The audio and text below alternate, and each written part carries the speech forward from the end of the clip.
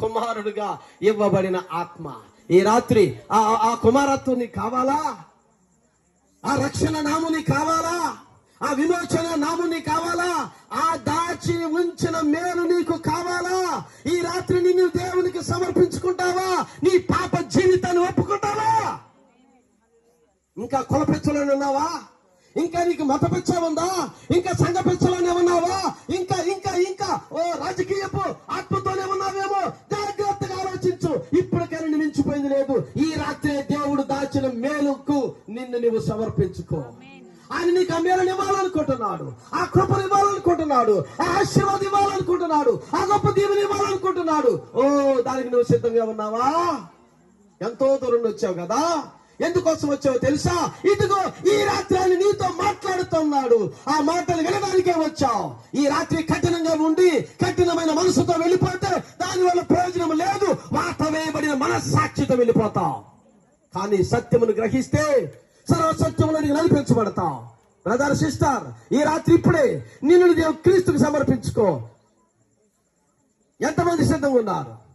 ఎంతమంది మారు మనసు పొందడానికి సిద్ధంగా ఉన్నారు? మీ కుడి చేతిని పైకెత్తండి.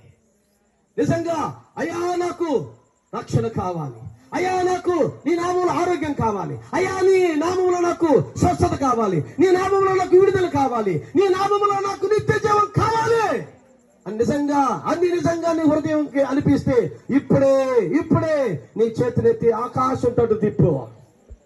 హల్లెలూయా. చాలా చేతులు వేశాయి, చాలా మంది చేతులు లేపారు. ఇంకా అమ్మ ఎంతమంది ఉన్నారు? ఇంకా చూడండి, ఇదిగో మీ 2 చేతులు ఆకాశం తట్టు తిప్పండి. యేసు మీ చేతులను చూస్తున్నాడు. ఎందుకు చేతులు ఎత్తాలో తెలుసా? మీ చేతులు నిష్కపటముగా ఉండాలి, రక్త అపరాధముతో ఉండకూడదు. మీ చేతులు పరిశుద్ధముగా ఉండాలి, మీ చేతులు పవిత్రముగా ఉండాలి.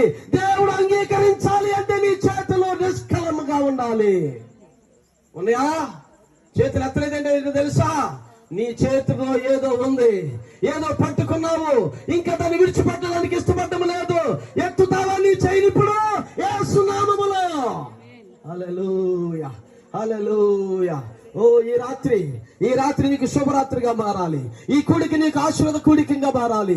ఈ రాత్రి నీకు ఎత్తబడే శక్తినిచ్చే కూడికగా మారాలి. నిన్ను అన్ని జనుల నుండి సమకూర్చబడే ఒక వధువు స్థానమునకు నడిపించే ఒక ఆత్మ సంబంధమైన కూడికగా మారాలి. హల్లెలూయా, హల్లెలూయా, హల్లెలూయా. ఆ కఠిన మనసును పక్కన పెట్టి బ్రదరు, ఆ కఠిన మనసును పక్కన పెట్టామా? అటు ఇటు చూడమాకమ్మా. అసలు అటు చూస్తే నీకే వస్తుంది, యేసు వైపు చూస్తే నీకు రక్షణ వస్తుంది. నా వైపు చూసి రక్షణ పొందమన్నాడు.